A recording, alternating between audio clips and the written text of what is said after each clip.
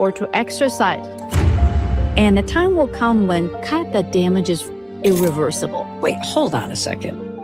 If you take care of your brain, you've more than taken care of the rest of the body because the brain demands are tremendous. Dr. Ayesha Sherzai and Dr. Dean Sherzai are board-certified neurologists trained in the treatment of Alzheimer's disease, dementia, and cognitive decline. These neurologists are going to discuss 5 specific and simple things that you and your loved ones should focus on that will either slow down, pause, and even reverse brain decline. These 5 pillars, they make a huge difference. N stands for nutrition. E is for exercise. U is for unwind. R stands for restorative sleep. O stands for... That's all we need to do to take better care of our brains? We're talking about millions and millions of people whose lives will be changed. Doctors Ayesha and Dean Sherzai, welcome to the Mel Robbins Podcast. It's so wonderful to be here, Mel. Thank you. Thank you so much. Thank you for jumping on a plane. Thank you for taking time out of your busy schedule to fly across country and be here with us in Boston. We are so excited to have you here. And I want to start by having you speak to me and the person that's with us. What could be different about my life or the life of people that I love based on everything you're about to teach us today? I'll tell you that this is the most important system that we're talking about, the brain. This little brain. Oh, and he's picking up a brain already. Dr. Dean's got a brain in his hands. This brain that's supposed to be 3 pounds, 2% of your body's weight, consumes 25% of your body's energy, as much as 40% of your oxygen at times. This brain is constantly working. It has 86 billion neurons, over 1 trillion potential connections. It's the most active organ in your body, and arguably the most active and adaptive organ in biology. What does that tell you? It's the change organ. And here's the most important part. The change part is in your hand, whether you're 9 years old or 90 years old. This is an important topic that we need to talk about. And when the listener leaves this conversation, we want them to feel empowered to take care of themselves. Nothing magical around it, with things that are easily around them, things that they can start today. Beautiful. So Dr. Ayesha, I want to stay right there for a second, because I think if you're my age, 57, or you're 60 or 70, you're thinking about dementia. You're thinking about memory loss. You may have somebody in your family that has been diagnosed with Alzheimer's. But if the person that's listening right now is in high school or their 20s or their 30s, what could change about their life, and why is it critical that they listen to this episode and share it with people that they care about? I think that's such an important question. When the word dementia comes about, we always think that that's a point. That's a diagnosis that happens later on in life. But when you actually look at brain health, it's like a spectrum. You kind of build your brain, and if you don't take care of it, the wear and tear will accumulate over a period of time.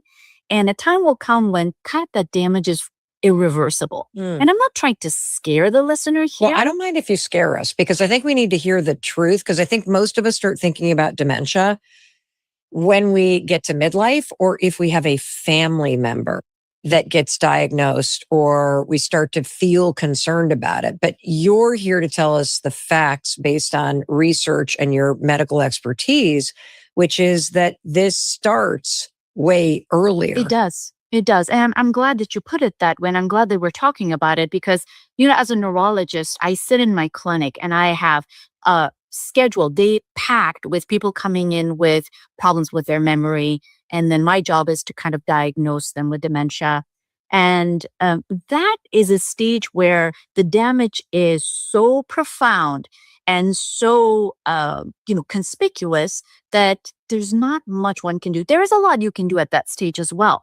But how wonderful it would be for us to actually start taking care of our brain early on. So if we were in our 20s or 30s, things like going to sleep on time, waking up on time, making sure we exercise, making sure that we take care of our stress, which is really ravaging our brain, making sure we eat well and have a dietary pattern that we like continuing for a long time. Those things matter, and they make a huge difference for our brain health. I would love to just ask you both, what is dementia? Yeah, so dementia is an umbrella category. It's a definition of a condition where your cognition and your memory affects your daily activities. And there are many different types of dementia. 60 to 70% of dementias are Alzheimer's dementia. So it's the most prominent type of dementia. That's why the word Alzheimer's is used synonymously with dementia. It's actually a type of dementia.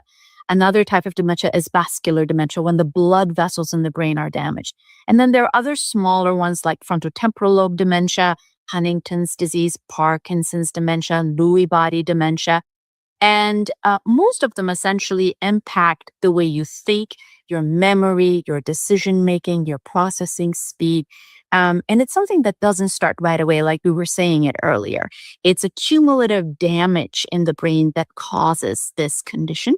There are multiple different types of protein. One is called amyloid beta protein, another one is called tau. And what happens is over time, they start damaging the inside of brain cells on the outside of the brain cells. And there are different ways of actually looking at the brain to understand what kind of dementia people have. Dr. Dean, after reading your bestseller that you two wrote together, The Alzheimer's Solution, I'll tell you what caught me was at the top: radically reduces risk of Alzheimer's disease by 90%. One of the things that I realized is that brain health is just one of those things that you don't even think about until it feels like it's too late. Is it ever too late to consider your brain health? I want to approach this carefully because there are cases where it is too late. And that's where advanced Alzheimer's. There's a lot of people that are actually making money off of people's fears. And this is the biggest fear. When a person has the Alzheimer's, or the family and the patient are desperate. And guess what? When there's desperation, people go after that desperation. And I want to make sure that people understand that there is no way to reverse advanced Alzheimer's at this point. You can slow it down. You can work on quality of life, which is as important, helping families with their journey. Aisha and I sit down with the families for hours, telling them what they're about to face, what to do, and most importantly, how to give this person that's going through its battle quality of care. And don't fall for the gimmick of the day. But for the great majority of those that have pre-Alzheimer's or early dementia or MCI, which is right before dementia, a significant portion of that population can be helped to prevent or delay significantly. And that's incredibly important. If we can do that even at 60%, which is the number that's been proven, when we say 90%, we are extrapolating. I'm always careful not to separate science from extrapolation. But even 60%, we're talking about millions and millions of people whose lives will be changed. And that's very important. And I want the people there to know that every family now has somebody that has Alzheimer's or some other type of dementia. And all of those can be affected if we get it early enough. I love that you can pause or slow it down. You also use this phrase MCI, that happens before dementia. And I felt myself lean in. What is MCI? MCI stands for mild cognitive impairment. And this is where a person is having significant memory issues, significant focus issues, but everybody has that. So as soon as I say that, people get scared. No, significant to the point that it's really, to some extent, affecting their daily activities.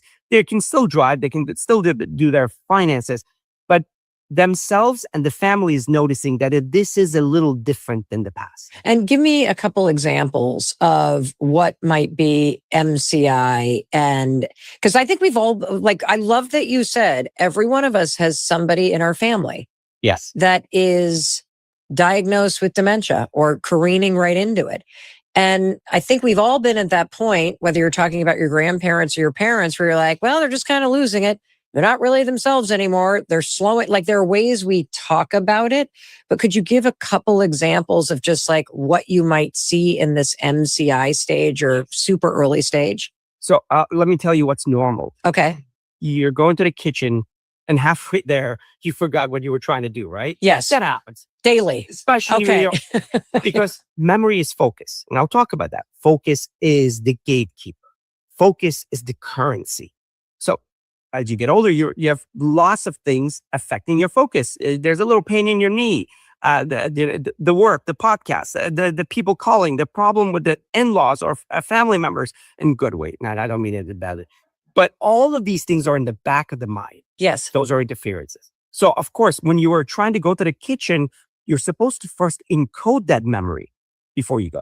And when you're younger, it happens naturally. When you're older, there's all this piece of information interfering. So you never put it in the right file folder. You go there and you try to grab, it's not there. That's normal. Okay. But if it happens every day, every minute, there's something going on. If you're forgetting closer family members' names, not just once or twice, but on a daily basis, there's something wrong. So then, even that, it's not necessarily dementia. It's something to be addressed. Go to a neurologist, get it evaluated. They'll do imaging. They'll do blood tests. They will do to make sure that's not B12 deficiency or a thyroid disorder, something of that nature that's quickly reversible. And they can figure out this is what the stage you're in, and we can really influence it significantly. And the reason is because what you're about to teach us is there are evidence and research-backed things that you can start doing right now that slow or pause the onset of things getting worse. Absolutely. That's really hopeful. It's incredible. And for those that don't have this, start now, because it's not just about pausing. How about growing your brain as you get older? We literally see brains grow on MRIs. People who do X, Y, and Z, the things that we're about to speak about, they grow their brains well into their 80s, 90s, and beyond, because the brain is that active, that has that much capacity to grow. And it's incredibly hopeful. Oh, Dr. Dean, do you believe that our overall brain health as a society is getting worse? In many ways, yes. The reason it feels like it's getting worse, and it is, the numbers are there. It's not necessarily dementia increasing, but that risk is increasing as well. It's because we have so much more happening to us, to our brain, to our focus. Our focus, as I said, is the gatekeeper. It's the currency of our consciousness. So the way you spend that currency matters. I want everybody in the audience to recognize that you have to be aware of your focus and where it's being spent. And in a world where your focus is being stolen systematically through the social media systems and machinery that tries to pull your focus, we have to be careful. Because if your focus is 3 seconds at a time, Yes. you're never going to get to better memory. Because without a focus that goes deeper, memory doesn't happen. Without a focus that goes deeper, deep thinking and executive function doesn't happen. Without a focus that can go deeper and sustain, your emotional stability actually is flipped to an urgency living, which is this fight or flight state, which is incredibly destructive. So it starts with that world we live in, which is constant attack on your focus. What do you think the most common habit that you both see is that's harming people's brain function, and we may not even realize it? I'm making a generalized statement, but something that I see quite often is stress. And we define stress in different ways in our lives, but stress is such a powerful contributor to cognitive decline. Why? Why is that contributing to cognitive decline, Dr. Aisha? Yeah, so it essentially changes your biology. You know, when Okay. people are under stress, and I have to say bad stress because there is such a thing as good stress, and we'll talk about that later. When people are experiencing bad stress, your body starts creating specific neurochemicals and hormones that don't allow information to be stored in your brain. Huh. So you basically are kind of closing all the gates for creativity, for memory, for processing information. And you're in this constant fight or flight situation where your heart rate is up and you're chronically going through biological shifts in your body. Inflammation goes up, oxidative damage goes up. Even if you're quiet, even if it's not really showing on the surface, on the inside, stress literally eats up your brain. As a matter of fact, there have been some studies that showed that when people are under chronic stress, they actually have smaller brains. There's a part of the brain called the hippocampus. And the hippocampus is responsible for many things, but the primary function of hippocampus is encoding memory. That shrinks when people are under chronic stress and cortisol is up. So it affects your brain, it affects your heart, it affects your arteries. And it's really important for people to kind of take an account of what their bad stressors are and do something about it. Is this why, if you just think personally, and as you're listening or watching right now, think to a moment in your life where you were under so much pressure. Is this why those periods of your life, you sometimes look back on them later and you're like, I don't even remember what was going on because my life was so stressful? Absolutely. Stress basically is fight or flight. So you have these two primal states, fight or flight and reproduce and build, which is the parasympathetic system and sympathetic system. These two systems are the primary driving force of the brain. When you're in constant stress, you're in fight or flight. Fight or flight means your GI system shuts down, your growth as a hormones shut down, your cortisol goes up, your bones actually starts resorbing and not building. Every system you can think of, including immune system, sexual activity, everything closes. And during that state, your frontal lobe closes because you're not worried about thinking your way out of the grip of a tiger. You're just running. It's fighting the tiger. And if you're fighting the tiger constantly, none of the growth states matter. And the brain and the body knows that, shuts them down. So chronic stress is that bad. And then the secondary part of that is when you're in constant stress, nobody is going to be able to stick to a very disciplined nutrition program because you're going to go to survival nutrition, which is eating the bad food just to get the calories, right? You're not going to be doing exercise. It's about doing what makes you just comfortable. You're not going to sleep well. What's the number one factor that affects sleep? Stress. Mental activity. Your frontal lobe closes, everywhere else closes except the limbic emotional brain.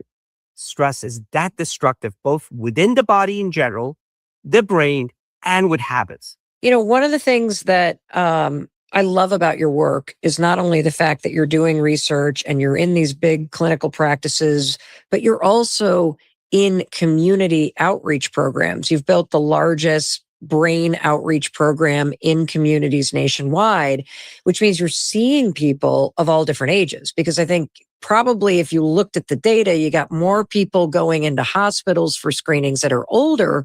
But I'm curious, how young are you both starting to see the effects of cognitive decline in brain health in people? I love that you said cognitive decline because I have to be honest. We don't see dementia earlier because then that's later on, but cognitive decline definitely. And we're seeing quite a few in the communities. Right now, we're in community churches, community estates, and we thought that we were going to see people in their 60s, 70s, or later. We're seeing people in their 40s come to us and saying they're having cognitive decline. And when we test them, we detect the cognitive decline. Wow. Now, that doesn't mean that they have dementia.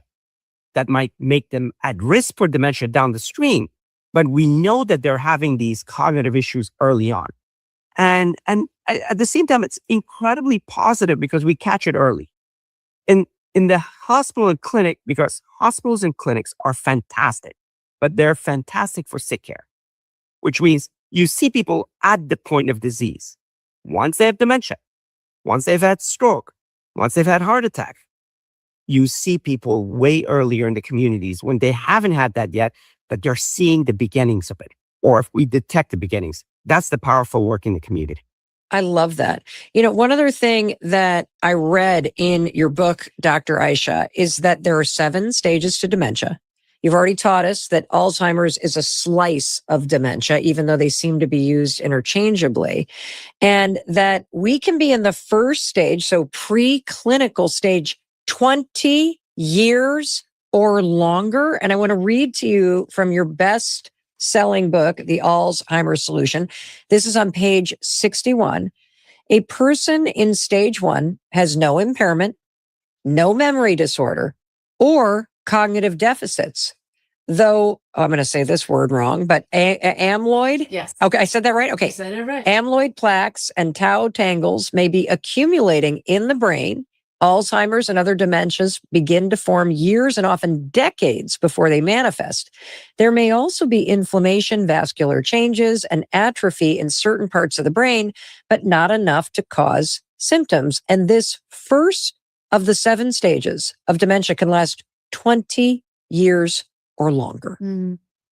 Yeah, that sounds scary, doesn't it? Yes. I'm like, am I already in it? Like, probably, but I think it kind of ties back to what I was saying earlier. I think if we think about brain health as a spectrum and not something as like healthy versus non-healthy, Yes. it will make sense. Now, are we all going to get dementia? No, that's the whole point of having this conversation, right? Okay. What we do is throughout our life, you're either living a life that is taking care of that magnificent organ or you're contributing to its damage. If you're doing things that are damaging to that brain, if you kind of like think about it, it's like a wear and tear. You have this beautiful machine, right? You have to oil it. You have to keep it away from moisture. You have to make sure that it's not exposed directly to the sun. You have to make sure that you keep it clean, right? Like, I don't Yeah. know, I just got myself a Cuisinart, like that's, that mixer stand, and it requires a little bit of maintenance. Yes. I don't know why I'm bringing that analogy, but Because you it's have a to take pain to care wear of and to it. clean. That's Yeah, why. right? Yeah.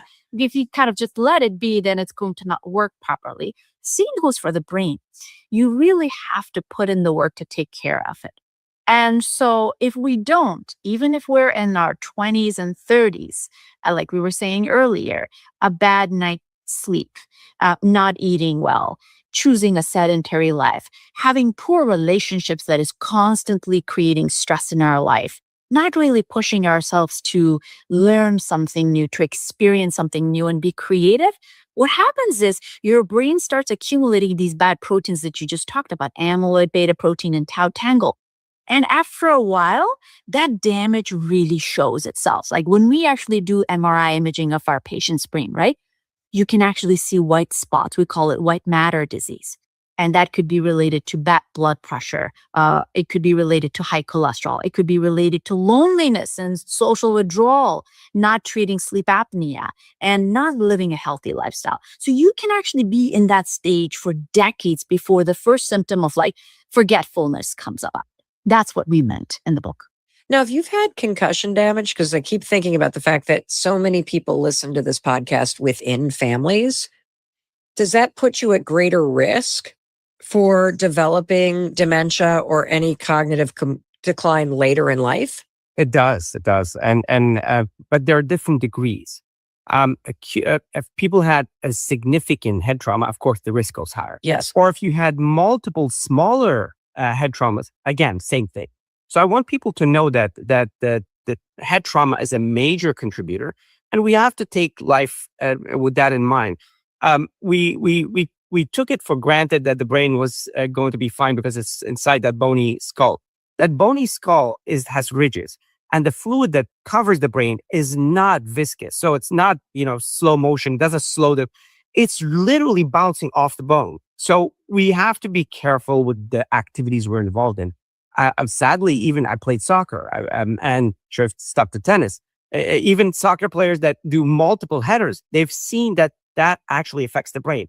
And activities like boxing and traumatic brain injuries absolutely contribute to that. Now, the good news is, if it's a few head traumas, like the things that Aisha just said, a few things that happen during a youth, we can reverse that. The good things that you do can significantly offset the bad things. I would rather that people don't do the bad things because we don't know when you'll be overwhelmed. But the two has to be taken into consideration. I wanted to add something. Yes, please. I think this is really important and people might find it useful. When we expose our brain to something that could potentially harm it, we don't feel it when we're younger. We actually don't have any pain receptors in our brain. You don't? We don't. So that's Really? why I don't know if you've actually seen these neurosurgery videos where, they have somebody's skull open up and they have their eyes open and they just kind of poke at the brain and the person is playing the violin to see which part of the brain they're touching. The brain itself doesn't have any pain receptors. The coverings do. But my point here is the brain has so much reserve and capacity to kind of make up for a deficit earlier in our life Yep. that you actually don't feel it. One of the reasons why people don't care about their brain health is like, even if they drink too much, even Right. if they miss many nights of sleep, they're fine, right? They don't feel it. Had it been your skin, if you keep on slapping your skin, you're going to get a bruise. You're going to be like, oh gosh, I see it. I see the Right. damage. Right. But we don't see or feel the damage to our brain because it has such resilience. A very, very quote unquote plastic organ. It makes up for those deficits. but the damage is happening, unfortunately. Well, I love that you said that, and here's why. Because common sense, I think we all know, if you're smoking, you're damaging your lungs. If you're eating ultra processed food, you're damaging your GI tract and some of your other organs. If you are sedentary, you're not doing a lot for your overall health and your muscles. And what I'm gathering from this conversation, and also from the lifestyle interventions you're about to talk about that are within all of our reach to be able to take better care of ourselves and our brains, that just like smoking damages your lungs, it's damaging your brain. Just like alcohol is damaging your liver and you may feel the hangover in your body, it's damaging your brain. And just thinking about it holistically, that this organ that is literally what's keeping you alive is affected by everything you do, but we're not thinking about it. And that's why this is so important. Incredibly well said. And I would go as far as say, you probably affect the brain more because remember, Really? it's a 3-pound organ, but it consumes 25% of your body's energy. It is the most vascular organ. You would think that the heart is the most vascular. The brain is the most vascular organ in the body. So we're talking about smoking. So smoking affects the lungs. The vasculature of the brain is affected significantly more because there's more of it. When blood pressure affects the peripheral organs, the brain is profoundly more affected because of the vasculature. When you're having alcohol, it directly kills neurons, and more than killing neurons, affects the connections between neurons and affects sleep and everything else. So we usually say if you take care of your brain, you've more than taken care of the rest of the body because the brain's demands it's resilient, but its demands are tremendous. Dr. Dean, how much control do people have over their cognitive future? More than any other organ. Your brain is at your control. It's there to answer to you constantly. Your brain is growing constantly, and it's growing in relation to what you do to it. And it's also shrinking in relation to what you do to it. Oh, I don't like that. When you said shrinking, it made me feel bad. Because you know what it made me think about? It's like, this may be too much information, but you think about hydration. We all need water. If I go to the bathroom and I see that the urine's a certain color, I'm like not hydrated, but I'm not thinking that my brain needs water. And if I'm not hydrated, my brain's shrinking a little bit. And I think that's a really compelling thing to think about. It is. It's beautifully stated. And it's compelling because it's visual, but it's even more real for the brain. So nutrition, sleep, and stress management creates the environment for the brain to grow or shrink. The two things that grow the brain, and by grow, I mean connections between neurons. Your neurons can have 2 connections. Oh, they're pulling out a visual. I'm excited to see this. Okay, let me describe this for the person who's listening. They're holding up just a kind of a whiteboard, and you've got 2 blue dots on either end, and then they're connected, these 2 blue dots, by just 2 red strings. Yes, and the strings, the blue dots, the blue things are imaginary. It's the neurons. Okay, so the blue dots are neurons. And the connections are the axonal connections between the neurons. That's how that are they called? The axonal connections. Axonal connections. Yes, that's how they communicate with each other. That's how we actually think. It's the communication between neurons. Got it. Now, do I need the neurons to be connected in order for my brain to grow? Oh, absolutely. Okay. In order for your brain to even survive. So brain health requires your neurons to be able to connect to each other. Yes, and these connections can be made at any stage of our life. That's the cool thing about it, We may not be able to grow many brain cells, but we can make so many connections between the brain cells that we already have. Each cell can make as little as 1 or 2 connections or as many as 30,000 connections. Depending on how you take care of it. Correct. Okay. Hold on. You're holding scissors, so Yes. I don't know what you're about to do. Well, this is what happens.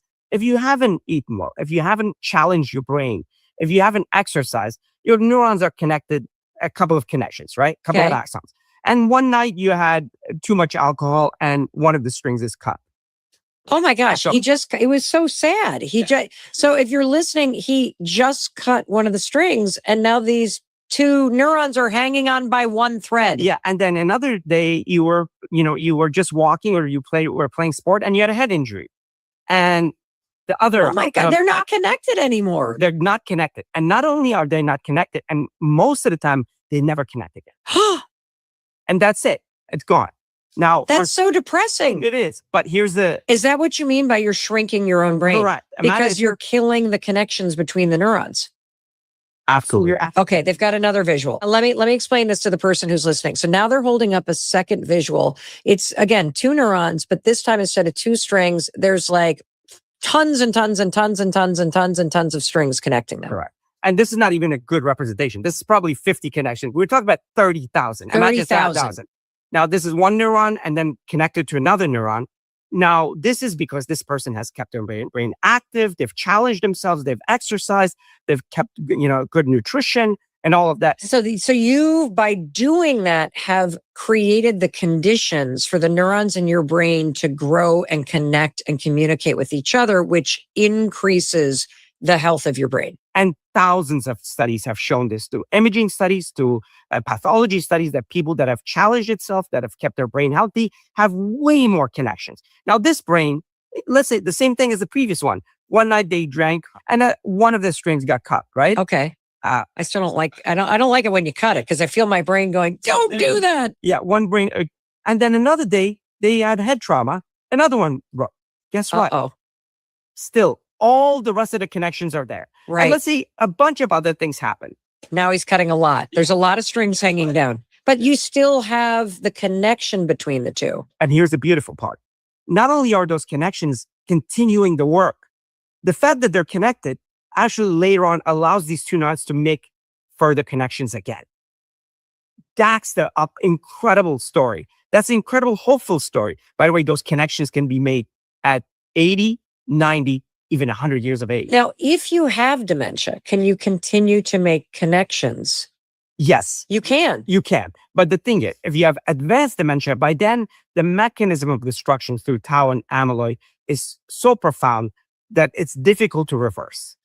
But I think You can slow it down. the really important thing about this visual, and it's so powerful, is that as long as you don't destroy it all Yes. and the neurons stay connected through the lifestyle and research-backed things that you're going to tell us to focus on, you can help your neurons in your brain make more connections, even if you've done some damage earlier in your life. That's a very empowering statement. And we see it clinically in our patients. Say, for example, if someone has had a mild stroke or if they've had traumatic brain injury. In stroke, what happens is some of your brain cells die and they never come back. But with physical therapy, with a healthy lifestyle, with cognitive therapy, you can actually strengthen the connections between the cells that are already there. And sometimes they can take over the function of the cells that are lost. It's so wonderful to actually see people recover even after major injuries or major strokes when they start living a healthy life and implement these lifestyle factors. Can you bring that visual back real quick? Because I want to ask you a question related to stress and the visual that has a bunch of different connections. So let's say you've been taking very good care of yourself, but now you're in a caregiver role. And you talked about the fact that, Dr. Aisha, when you were talking about the things that create damage to your brain health, one of the biggest ones is stress and chronic stress. And we now know that caregiving is its own form of chronic stress. And I was startled reading your best-selling book, The Alzheimer's Solutions, page 46. Partners of those who develop dementia have a 600% greater risk of developing the disease themselves compared to the general matched population. And this isn't attributable solely to stress, that shared lifestyle risks are also a major factor in the health outcomes of long-term couples. I'd love to have you just grab the scissors and just show us kind of like how stress and caregiving really can break apart these connections and neurons because you're so focused on somebody else, you stop taking care of yourself.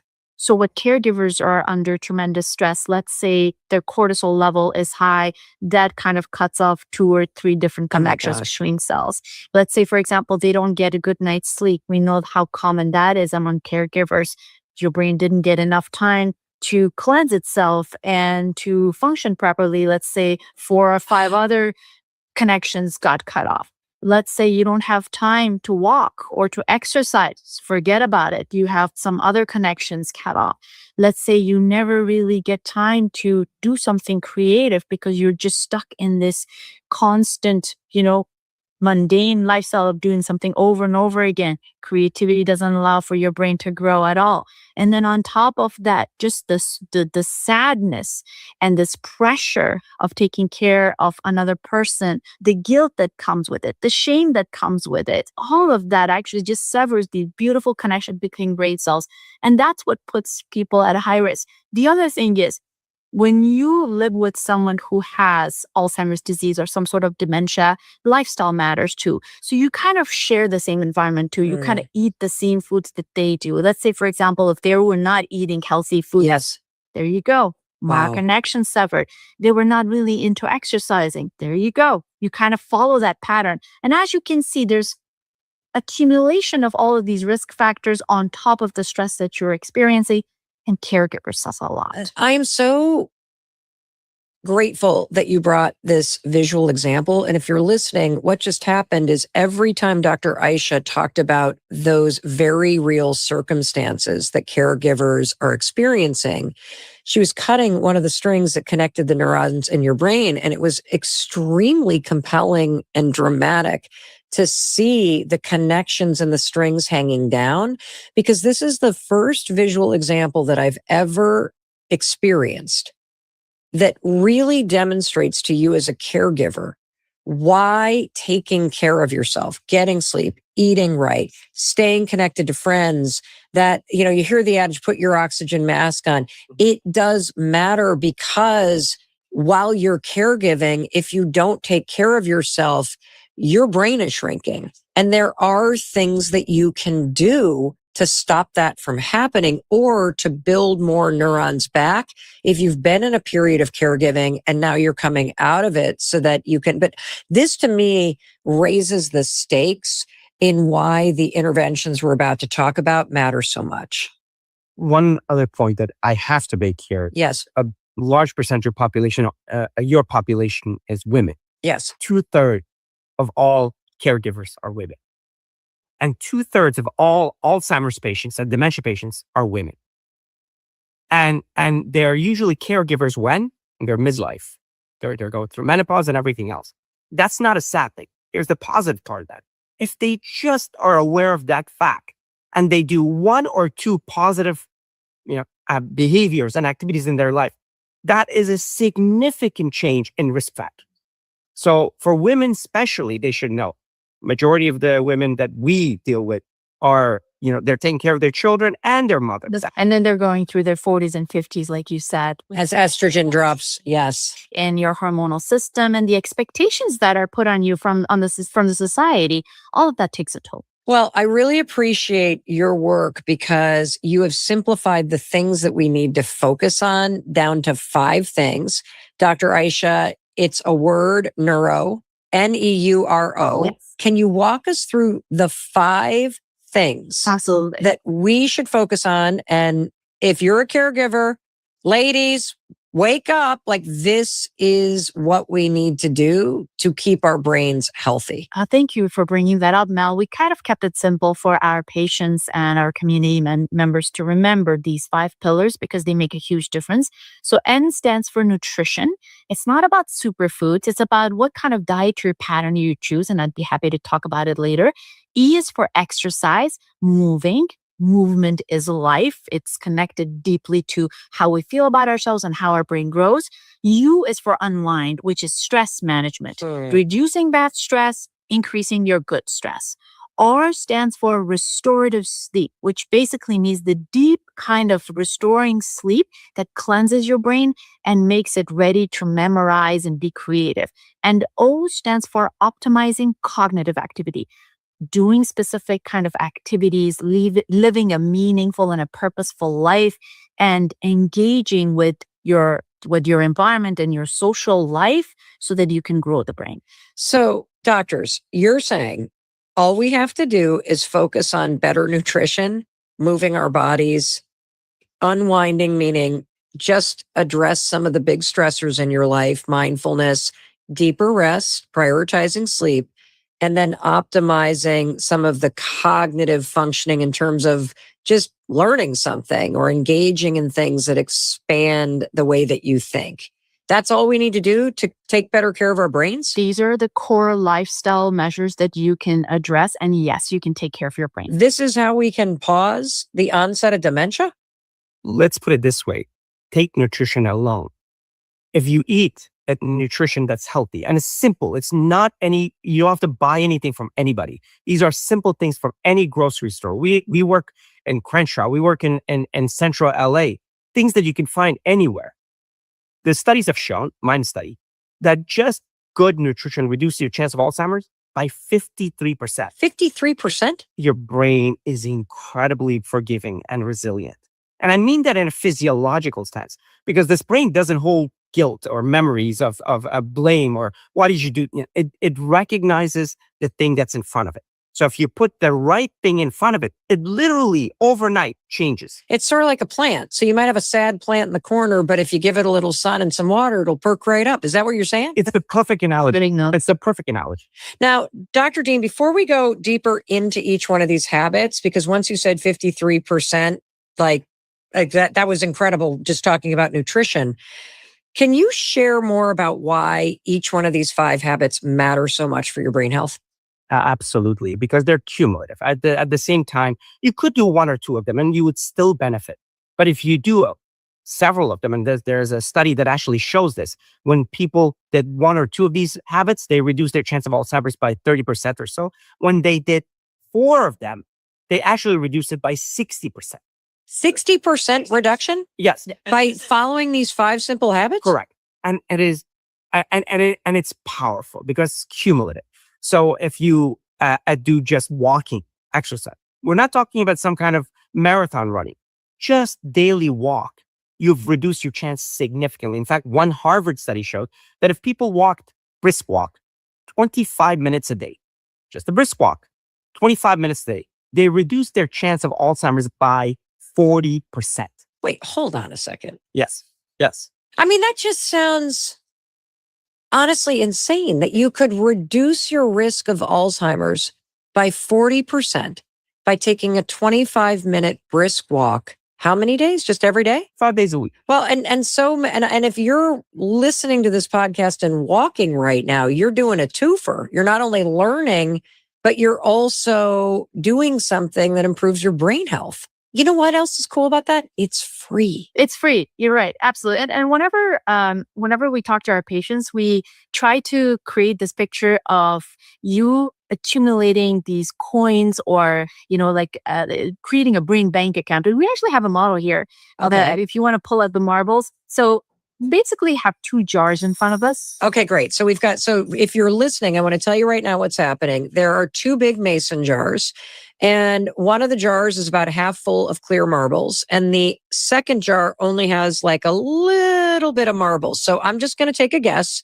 that the person on the right that has just a few marbles in there, partied a lot, didn't get a lot of sleep, has had a lot of concussions, and is caring for people. And so it feels like a lot of the connections between the neurons have been destroyed. No judgment. No, never. Yes. The one on the left is about half full with marbles. This is somebody that's eating better and that kind of stuff. So the jar that has less marbles is someone who really didn't invest in their brain health too. Okay. So say, for example, they didn't take that dietary pattern seriously, or they didn't take sleep seriously. So they really don't have a lot to lose over here. And say, for example, is they have 1 night of bad sleep. I'm going to start pouring the marble out of the jars. Now you have less, right? And then let's say, for example, another time they just decided to kind of just let go and just eat a lot of, unhealthy food, junk food, and not really getting all those blueberries and good fats in there. And then we're going to lose some more marble here. And now you're left with very little. Now, the person who has actually invested in their brain and they've accumulated all of this positive energy and protection for their brain, let's say something bad happens to them, even if they actually start having, say, for example, they've had a small little brain injury. They're going to lose a little bit of marble here. But guess what? They still have a lot there. Yeah. They're really not going to run out of that cumulative benefits for their brain health. So this is essentially a concept of cognitive reserve. Oh, I got it. So the more you focus on these 5 lifestyle changes that we're going to unpack for you, the more you're investing for the future so that if something happens, caregiving for a couple years, if something happens, you have a reserve of healthy deposits in your brain to get you through it. Now, does the opposite also work? You haven't been good. You're now listening to this or watching this, and you're like, uh-oh, because I know that this is an episode that so many of you are going to be sharing with your parents and your grandparents and your brothers and your sisters. And you may have received this in the family group text chain. And now you're listening thinking, oh my God, I'm screwed. What am I going to do? Does it work the opposite, meaning every night's sleep, you're now starting to deposit? Okay, Dr. So that's Dean. a beautiful segue. The reality is, let's say you're 50 years old, Yes. 60 years old, and you have this little reserve. You Yes. get that. But now you start with nutrition, Okay. and you're eating a very healthy nutrition. You remember 53%. We are talking significant research. Now you're walking every morning and doing some leg exercise as well. We'll get to that. Now you have all of this. Now as marvels are coming out of the brain. That's good because it's but- spilling over. Yeah. Good health. Now you have this. Now you're actually managing your stress. And then you're sleeping better and see, have a really good sleep for Bella. And now also you're challenging your brain, you're creating relationships, you're socially active, you're doing creative stuff. That's a full bank account in your 60s. You know what else I loved about this is that we've all seen those videos online of grandmothers and grandfathers at the gym pumping weights to prove that if you start at any age, your muscles can respond. And what I love about this visual is that even if you're listening right now and you have not done a good job of taking care of yourself, you can start today. And it will make an enormous difference in your brain health and how you feel. And more importantly, what you're saying is based on the research. We're going to go through each one of these 5 things that you want us to focus on. You can pause dementia. You can slow it down. You can protect yourself from getting it the earlier you start. Absolutely. It kind of ties back to that question you asked about why should people worry about their brain health in their 20s and 30s. This is why. Well, and I also love this because there's so much noise out there about longevity and people injecting themselves in this thing and that thing and the other thing and like all this crazy weird stuff. And you're just saying, hey, there are 5 things that based on all of the research, based on all of your expertise, this makes a significant difference. That's very true. Dr. Aisha, one of the things that I think is super cool about you is that during your neurology training at Columbia University, you became a professionally trained chef. I did. Why? Because I spent a lot of time in my clinic talking to my patients about nutrition, and I felt so disempowering to kind of just pat them on the back and say, eat healthy. What does that even mean? Eat healthy. It means different things for different people. Or, I always took pride in being very evidence-based, and I would bring up Mind diet or Mediterranean diet. But what does Mediterranean diet mean for someone who lives in Crenshaw, Los Angeles, California? And so I thought, no, I think I need to know this better, because at the end of the day, it's you in your kitchen. It's you in front of your fridge making decisions about what to put in your body. And if I'm not specific and if I'm not empowering, I'm not doing anything. So I'd be in the ICU in the mornings at Columbia Presbyterian. And then, right after work at 7 p.m. in my scrubs, I would run down to, the cooking school in New York City. And I got my degree in 2 years. And I've been teaching my patients and my communities how to cook. So let's put us right at that spot that we all plan what we're eating, which is standing in front of the fridge with the doors open Yeah. or standing in front of the cupboard with the door open. What do you want us to have in our fridge or our cupboards in terms of the options and what we should focus on for better brain health?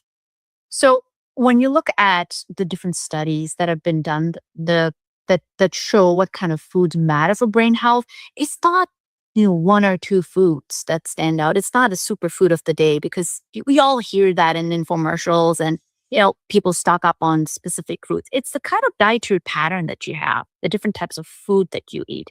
And whether it's the Mayan diet or Mediterranean diet or all these dietary patterns that have been studied extensively, it's a variation of the same theme. They're mostly plants. So you have your greens, leafy green vegetables. You have your cruciferous vegetables like broccoli, cabbage, cauliflower. You have nuts like walnuts and almonds. You have seeds like flax seeds and chia seed. You have legumes, which are phenomenal, beans, lentils, tofu, tempeh. Then you have coffee and tea that are so potent in their anti-inflammatory compounds. You have spices that give flavor and have anti-inflammatory effect.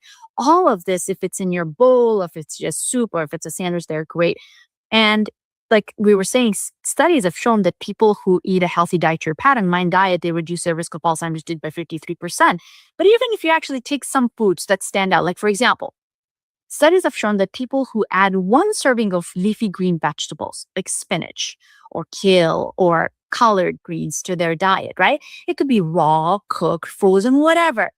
If they ate that on a regular basis, they had a brain that was 11 years younger. What? Yeah.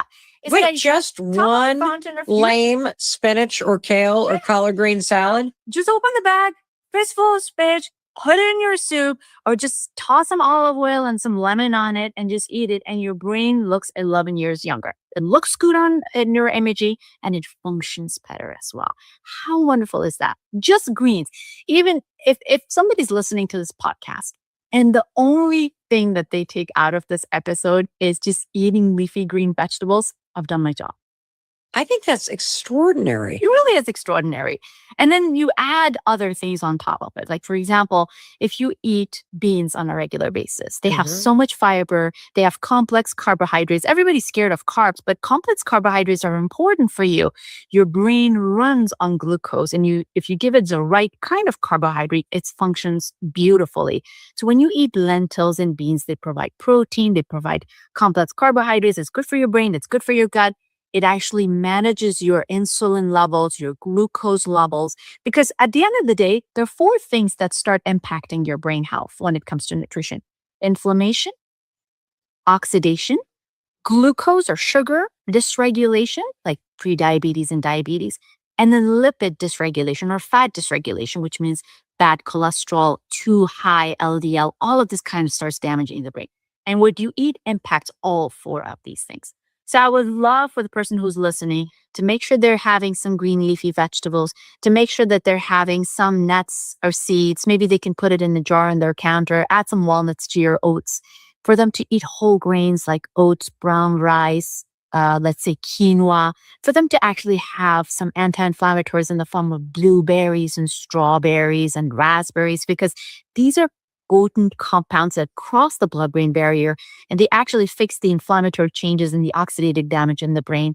For them to drink some coffee if they can handle it, or some green tea. And, I know it sounds cliche, but when they say eat the rainbow, there's something to it. These colored compounds, the fruits and vegetables that you eat, they really provide the right kind of an environment for your brain to grow and thrive. I also love that kind of cliche thing, but it's really true, to just shop the perimeter of the grocery store, because that's where the vegetables and the meats and the fish and all the good stuff are. So, Dr. Dean, let's move on to exercise, because you have said, well, both of you have said that your legs protect your memory.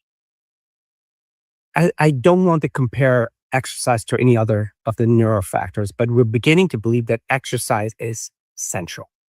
You have to move. You have to create a life of movement, because when you move, both aerobic and anaerobic, both exercises that make you tired and exercises that strengthen your muscles, both are now found to be critically important. When you move, believe it or not, it's the number one factor that affects your emotions. whether it's anxiety, depression, it's incredibly potent. I'm not saying as a replacement for medications, but as a powerful adjunct, it's incredibly important.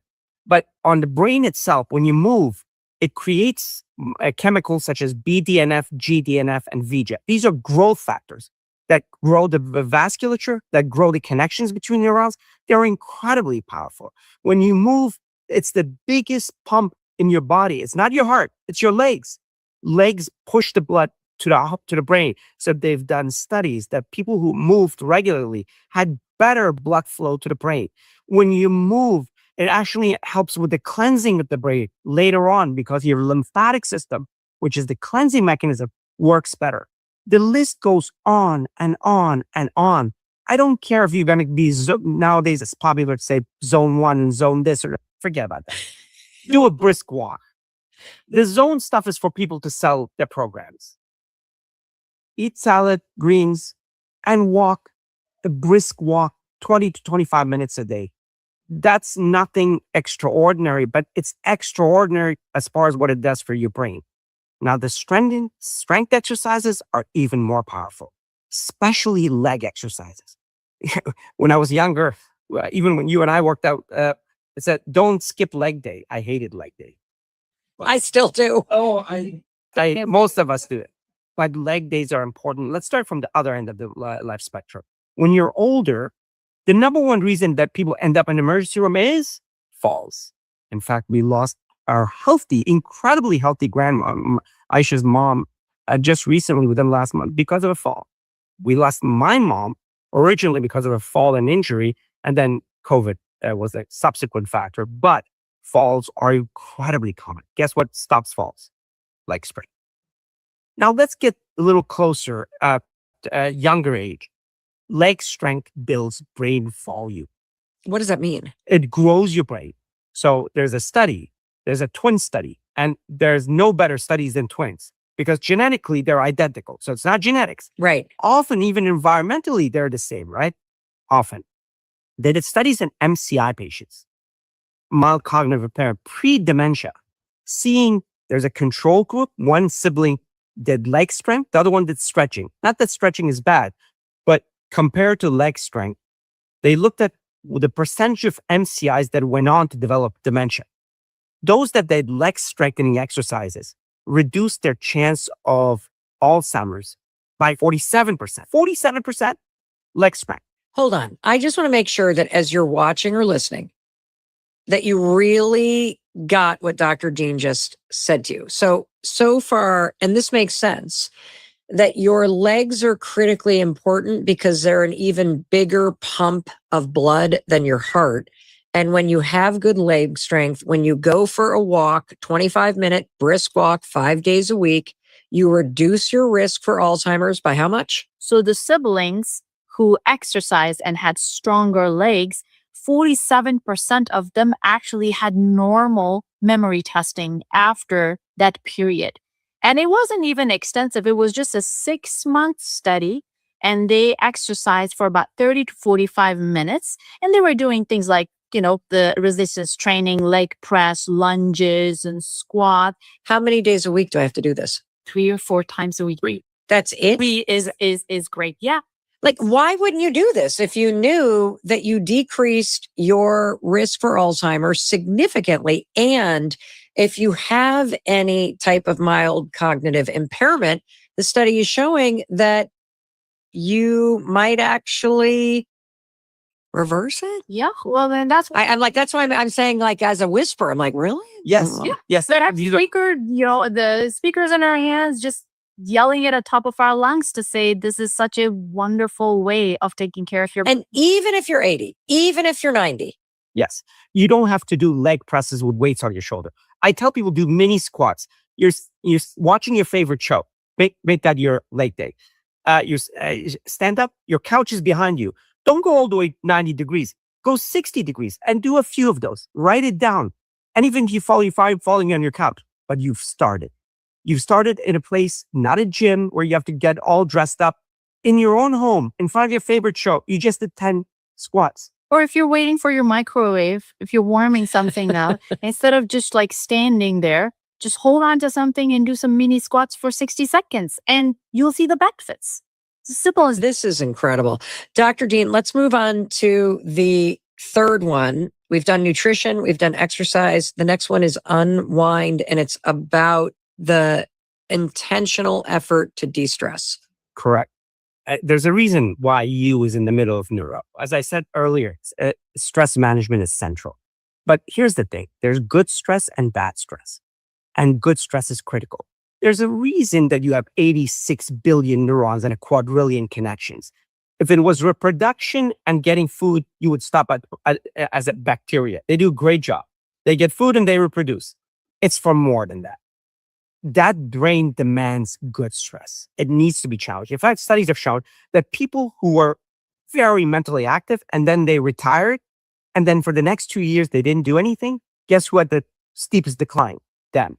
But we've seen it. Yes. Like you've probably seen your parents retire or somebody in your family retire, and they were active and alive and interested and engaged. And then 2 years later, it's like, who are you? Yes. But the ones that maintain the same level of activity, but maybe run things that they always wanted to, Right. they maintain the cognitive capacity. So about though the unwind, why is it important to really take minimizing the bad stress, the constant pressure, the negative self-talk, the endless perfectionism and the to-do list, the things that we do that we may be able to dial down? Why is unwinding that stress really important, and how do we do it for brain health? Because stress used to be a one-time thing or less frequent, right? A tiger was after you. Right. You either died or stressed. Right.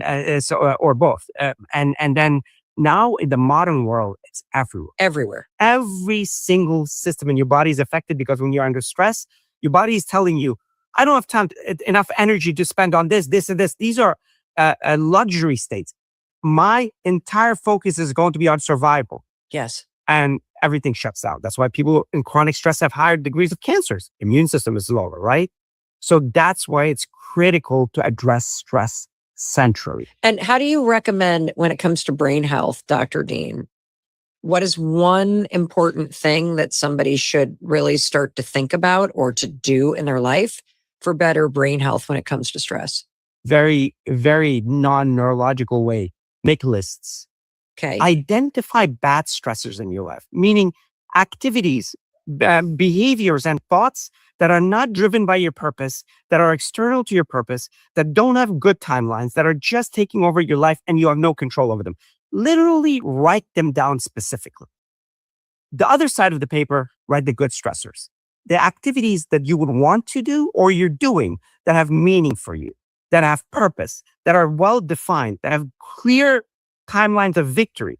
Write those down specifically. And your life purpose should be reducing, eliminating, and delegating the negative stress, increasing, empowering, and tooling and strategizing towards good stress. But I love the fact that you're talking about lists, because you're right. We do tend to manage it all in our minds. And we began this conversation by you saying that we are living in a moment in time when there's so much bombarding you that your speed of retrieval for what matters is slowing down because you have to wade through all this junk that the world is throwing at your brain. And so making the list forces you to get on paper what's actually going on in your life. If you really get intentional around dialing down the stress, what are the implications for slowing down dementia or growing a better brain? Like, what happens? Purpose. Good stress is activities, behaviors, and thoughts that are driven by your purpose. Let's just take that one component. Yes. Studies have shown that people that were purpose-driven have significant better brain health. Significant. So I want to make sure that I demystify the word purpose. In my case, purpose is neurologic. Purpose has direction. Purpose is a well-defined thing that I'm going towards. When a life is got that kind of vector, that kind of direction, that kind of power pulling it, and you've organized it well, it is the ultimate in good stress. And it makes sense because, if you think about when you get in a rut in your life, where you're just in a period where everything is work, where everything is taking care of other people, And then you start slipping into these habits where you're wasting hours every day on social media and just doing dumb things that actually kind of stress you out and make you depressed. You start to tell yourself, well, I don't have time to volunteer at hospice. I don't have time to go to church or synagogue or mosque this weekend. I don't have time to work in the community garden. And the list and getting everything going on in your life and crossing off some stressors also opens up space for you to find a Thursday night to go back to book club. And, I kind of think about this like, do you have something you're looking forward to every week? And that direction is really important, you're saying, for your brain health. Yes. Dr. Aisha, let's talk about our rest. How can the person listening improve the quality of their sleep? It's so important. And I feel like a hypocrite right now talking to you about restorative sleep because I flew in from Los Angeles last night and I haven't had a good night's sleep, but I'm caffeinated.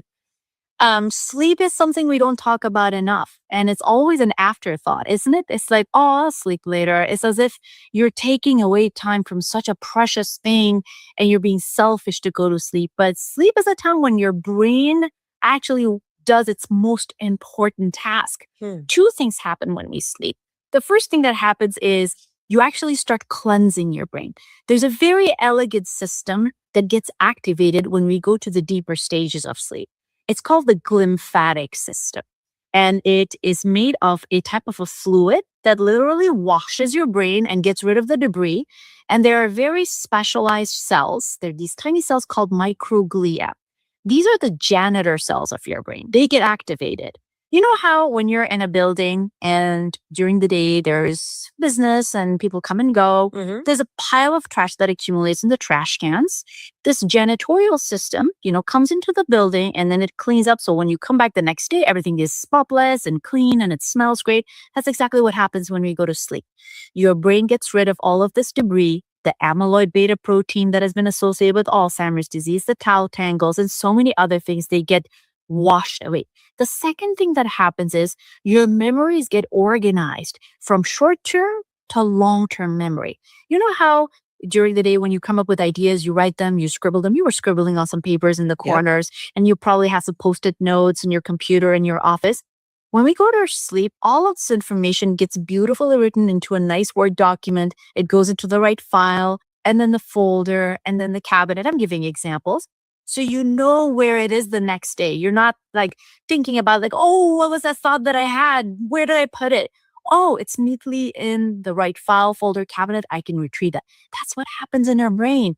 The defragging system of the brain actually gets activated during deeper stages. So when we don't sleep, when we don't get at least 7 to 8 hours of deep sleep, when we don't hit those deeper stages of sleep where this process gets activated, when we keep waking up over and over again because we have to go to the bathroom, or if we have sleep apnea, or if we have restless leg syndrome, or if we're worrying constantly and we keep waking up because of that, all of this these byproducts, they accumulate in the brain. And over a long period of time, they've seen that people who have major sleep disorders, chronic disorders, they are at a higher risk of developing Alzheimer's disease and dementia. Well, it makes perfect sense. And it also ties back to what you were talking about earlier about the speed of recovery, that if you're not getting a deep, restful night's sleep and you can't go through that phase where the brain cleans out the garbage, you're having to sift through it all day long. And you also aren't filing away anything that happened into long-term memory.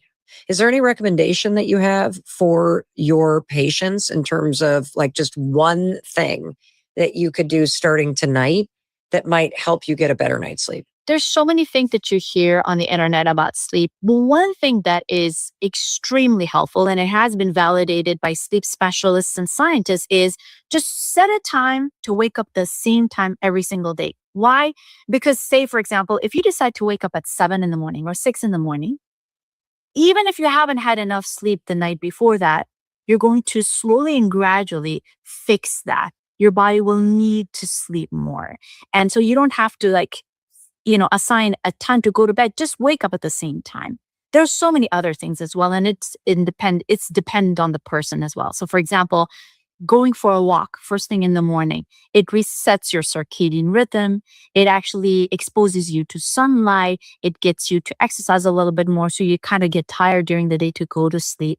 And then there's some environmental factors as well, making sure that your room is dark, making sure that your bedroom is only for sex and sleep and it's not a living room or a dining room or a social gathering place, that it's cool, that it's not noisy. All of these environmental factors make us. And then for stress management, that in itself is a huge topic, but cognitive behavioral therapy for insomnia works really well. This is something that people can get help from with a psychologist or a sleep specialist, and it kind of helps you shut down that noise that is associated with stress. What I love about the walk first thing in the morning in terms of resetting your circadian rhythm is it's a twofer. See, I like to bundle things. But If you do a 25-minute brisk walk first thing, we reset the circadian rhythm and we reduce our risk by 45% for Alzheimer's based on the research. See, I'm listening. I'm doing this. you got it. Let's talk about the final recommendation of the 5 things in neuro, and that is O, optimize.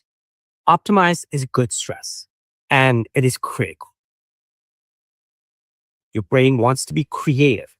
The ultimate byproduct, the ultimate purpose and direction of brain is creativity. Creativity is central, and creativity means pushing the brain to do new things. And study after study shows that people who kept their brain active late in life actually grew their brain. There are some really cool studies, 2 studies. One is the nun study. The nun study is several hundred nuns dedicated their body, their brain, their tissue, their blood cells, and their diaries to science. And after they passed away, their brains were autopsied and analyzed. And they saw that some of the nuns, they all did pretty much the same thing. Some of the nuns, despite having significant pathology, lots of shrinkage, lots of little amyloid and tau, as well as little microvasculature, they were normal during life. Another group that had very minimal pathology, a pretty full brain, and they had Alzheimer's right before death. And it wasn't genetics. So what's going on? Why is this group that has so much pathology yet normal, this group that has minimal pathology and already succumbed to Alzheimer's, after doing much of their work as far as genetics and study and blood tests and everything else, they looked at their diaries. The group that had significant pathology yet was protected, their diaries demonstrated incredibly complex language. They had greater vocabulary. What does that tell you? Idea density, that means they challenged their brain. They learned more. They pushed themselves to study more, to learn more, to have more vocabulary. Idea density is a lovely, lovely concept. I said, I'm a terrible guitarist, but if I ever have a band, I'm going to call it idea density, which is going to be even worse. But nonetheless, it's an incredible concept. The group that succumbed, in spite of normal, had much less sophisticated vocabulary, had challenged their brain much less. So what are the top recommendations of things that you can do to challenge your brain? Because I'm sitting here thinking about some of the people in my life who are like always doing Sudoku or the crossword puzzle or passing Wordle. Like, are we doing word games? Are we reading? Are we learning new skills? Are we learning languages? Like, what is the biggest bang for the buck in terms of keeping your mind active and optimizing the brain's natural desire to create, to grow, to learn? All of the above. but reality is, the more complex, the better. We did a meta-analysis. We write papers. We did a meta-analysis a couple of years ago, looking at everybody else's papers who gave it to us, and we've looked at the bigger data. And we saw that 3 things matter: complexity, purpose, and challenge. And what does that mean? Activities that have a purpose for you and have complexity, meaning multi-domains, and you're pushing yourself, are by far the best. What does that mean? I have no idea what that means. Does that mean we could be doing a puzzle as a family? Those are great, but learning a musical instrument. So when you're learning guitar, you're reading the notes, that's your language centers. Okay. You're processing it, it's your prefrontal lobe. You're visually processing it, your occipital lobe. You're actually being creative, it's your parietal lobe. You're emotionally involved. If they're listening to me, it's bad, negative emotion, but for me, it's good emotions. You're emotionally involved. It's your limbic system. And your dexterous, it's your motor cortex. It's the entire brain being active at the same time. And that's complexity. It's purpose, because I love the music. And what you do is, if for a couple of weeks you learned a Beatles song that has 4 chords, next week do 5 chords. That's pushing yourself forward. If you're learning dancing, if it's a 3-step dance, next we do 5-step dance. So real life activities are much more meaningful because they serve your purpose. Wow. Anything else that counts? Reading books, book clubs, staying active. Because I know people are going to be like, well, how do I engage my brain? I'm 70, I'm 80, I'm this, I'm the other thing. All of those have complexity in them, right? Right. So, but if you're reading, read, recite, and rewrite. That gives another level of complexity. So you just read a book, not a whole book, but a chapter. Now think about it, process it, rethink it, and rewrite it. That brings the entire brain into effect. If your book club is amazing because now you're social. Yes. So it's the social interaction, the conversation, the thinking, the processing. There's an incredible thing about dual task. So, example, if you're on a treadmill, people that exercise on a treadmill and then they listen to a Mel Robbins podcast, which everybody should do, they actually did significantly better than just exercise alone. So you get a twofer if you're walking on a treadmill and you're listening to a podcast because you're expanding your mind and it makes you think about new things and you're moving your legs, which we now know your legs pump all this blood to your brain. And it's one of the most important things you can be doing. When you're exercising, not only is more blood going to the brain, BDNF, brain-derived neurotrophic factor that grows the brain, is also being pumped at a time that you're learning something. So it's more than 2-4. So Or a threefer? yeah, so it's critical that we do these kind of things. And basically, anything you're doing it a little more complex. If you're going to do it in social setting, even better. That's your brain growing activity. Well, the thing that I'm so excited about is that it's never too early. It's never too late. I love that your brain isn't judging you. Your brain is like a plant wilting in the corner. It needs some water. It needs some sunlight. It needs proper nutrition, exercise. It needs you to manage your stress a little better, get a good night's sleep, and to be engaging it in ways that you can learn and create. And those things alone significantly improve your brain health. It pauses dementia. It can slow it down if you're already there. These are things, the people that you love and that you can start doing right now. I have learned so much from the two of you. It is so cool what you're doing. Dr. Dean, Dr. Aisha, what are your parting words? 20 years from now, you're not going to remember this conversation, but your brain is going to remember the changes that you're going to make today and tomorrow. And that's what matters. It could be a walk. It could be joining a book club. It could be joining your children or your grandchildren to play games once or twice a week. Those things will determine how you are going to be you in this beautiful story of your life. And your 75, 85, 95, 105-year-old will thank you. Beautiful. I don't know if I can top that, but I'll You'll contribute to it. Yes, exactly. A cathedral was not built right away. It was one brick at a time. People forget that because they think it's not enough. It is enough. When you're standing in front of TV during your favorite show, and at the beginning, just standing and making small steps in place, that is profoundly powerful for multiple reasons. One is your reward system, which is built on dopamine, is both reward and movement. There's a reason why dopamine affects both of those. Now you've created the foundation, the first brick that everything else can be built on. That's as powerful as that entire building. You've just started. Just do that every day. If you just add 1 serving of greens a day, that's not a brick. That's a wall. That is a wall. A wall of a fort. Now you see that the cathedral, these are cathedrals you're building with small, simple, incredible bricks of daily activity that will change your life, your family's life. When they talk about genetics, it's not genetics, it's shared habits. You just change your children's habits and your parents' habits. You've just built cathedrals in your communities. That's our purpose in life. Well, Dr. Dean, Dr. Aisha, ladies and gentlemen, the Shirzais are here. It is a real privilege in life to be in the presence of someone's genius. And it's so moving to see your passion and the gift that you have for boiling all of this down in both a simple